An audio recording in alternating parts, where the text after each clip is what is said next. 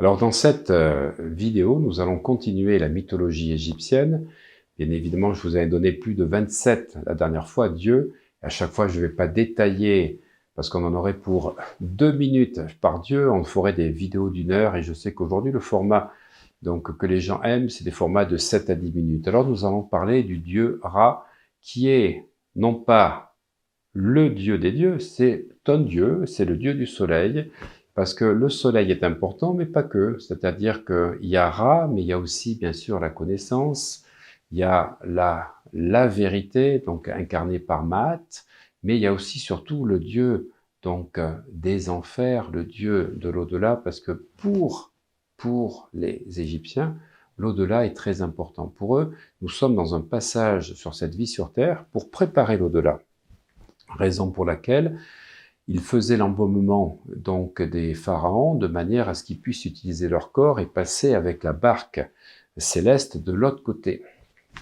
Et vous verrez Anubis et tout un tas d'autres dieux, le dieu Chacal également, qui sont les dieux importants, celui qui va protéger les viscères, celui qui va protéger la dépouille du dieu. Et l'inframonde, le monde de la mort, est très important chez les Égyptiens.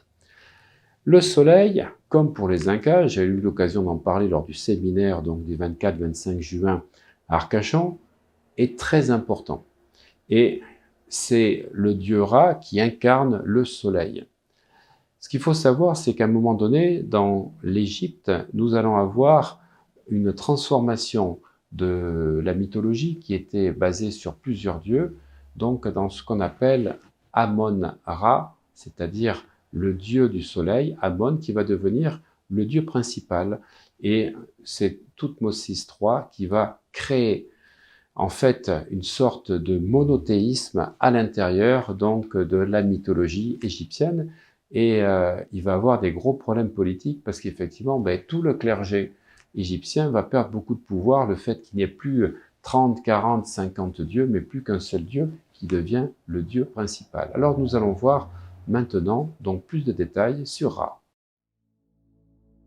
Alors vous voyez apparaître à l'écran son nom écrit en hiéroglyphes. Il y a effectivement, d'après les textes, 3 façons d'écrire son nom, et sa fonction principale, c'était le dieu du soleil, et c'était le premier pharaon. Sa fonction secondaire, c'est le dieu créateur. Alors il est représenté par un homme à tête de faucon sur laquelle est posé le disque solaire protégé par le cobra dressé. Le groupe divin auquel il appartient, c'est la fameuse Énéade d'Héliopolis. Il est associé à Seth, à Horus, et ses compagnons sont Seth ou Wapaout.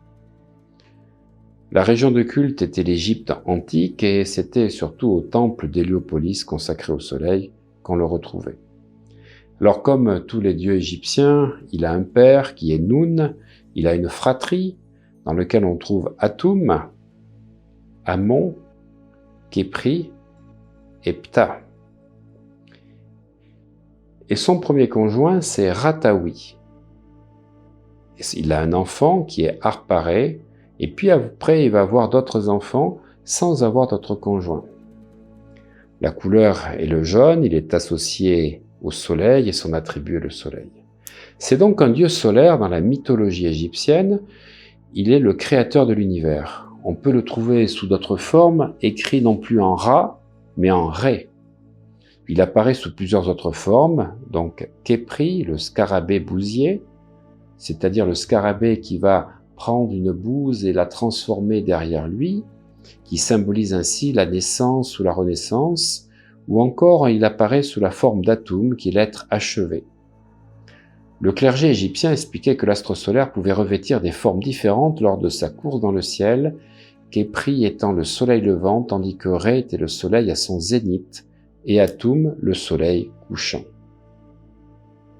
Au fil du temps, Atum, le soleil couchant, est assimilé progressivement par les théologiens égyptiens à la forme de Ré, c'est-à-dire le soleil à son zénith, de sorte que l'on parle de Ré Atum, le dieu créateur, qui préside la grande Énéade, constituée des 9 dieux principaux. Par la suite, Ré a également été associé à plusieurs autres dieux comme Amon, pour devenir Amon-Ra. Le dieu Ra était également fortement associé au jour de l'an.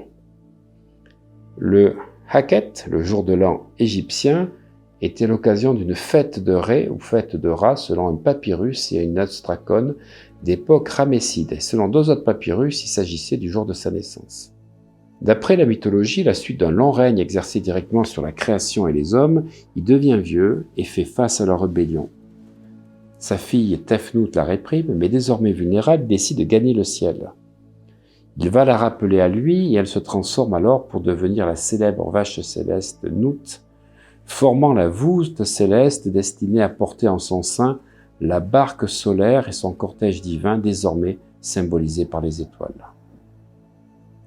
Ra voyage chaque jour à travers le ciel à bord de sa barque sacrée, c'est le parcours du soleil, et chaque nuit au travers des mondes souterrains que l'on appelle la Douate. Chaque lever de soleil est une victoire remportée par Ra sur les forces des ténèbres. Peut-être est-ce là l'explication apportée par les Égyptiens au phénomène d'éclipse du soleil, qui serait autant de défaites momentanées du dieu sur les ténèbres. Les forces des ténèbres sont représentées par le serpent Apophis, qui cherche chaque nuit à déstabiliser la barque solaire et à avaler le monde pour le plonger dans les ténèbres. Ra est épaulé dans son combat par Seth, divinité guerrière particulièrement crainte. C'est l'un des rares mythes où Seth a un rôle positif et les pharaons qui le prendront comme dieu, protecteur, n'auront de cesse de le rappeler. Le pharaon, après sa mort, prend place sur la barque de Ré pour rejoindre le royaume des morts. C'est à Héliopolis qu'était vénérée la Sainte Énéade, ou assemblée des 9 dieux issus de Ra, qui symbolisait la création du monde. Ra, le soleil, feu divin, Shu, l'air, le souffle divin, Tefnut, l'humidité, la semence divine, Geb, la terre, Nut, la voûte céleste que nous donnons de voir, Uzir, qui correspond à Osiris, Aset, qui correspond à Isis, Seth, que nous avons vu,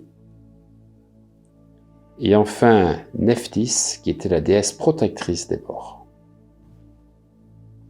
Ra, dans son royaume d'outre-tombe, apporte sa lumière aux défunts. Créateur de l'univers, il est déçu par les hommes qui soupçonnent de comploter contre lui et de négliger la pratique de son culte. Et sa propre famille qui lui désobéit. Alors il va prendre son envol à dos de vache et définitivement quitter le royaume terrestre et demande à Nut de se transformer en vache pour l'amener jusqu'au ciel. La voûte céleste est un palais à sa mesure d'où il peut continuer à régner sur la terre, même si son fils Shu, dieu de l'air impalpable, l'a remplacé sur le trône.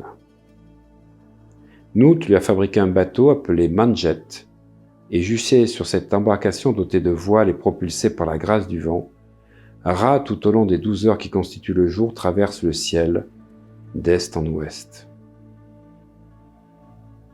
À la fin de la journée, Ra est déjà parvenu à la limite de l'horizon. Face à lui, Nut ouvre la bouche et l'avale. Aussitôt, le dieu soleil grimpe dans un nouveau vaisseau appelé Mesektet, équipé pour un long voyage nocturne.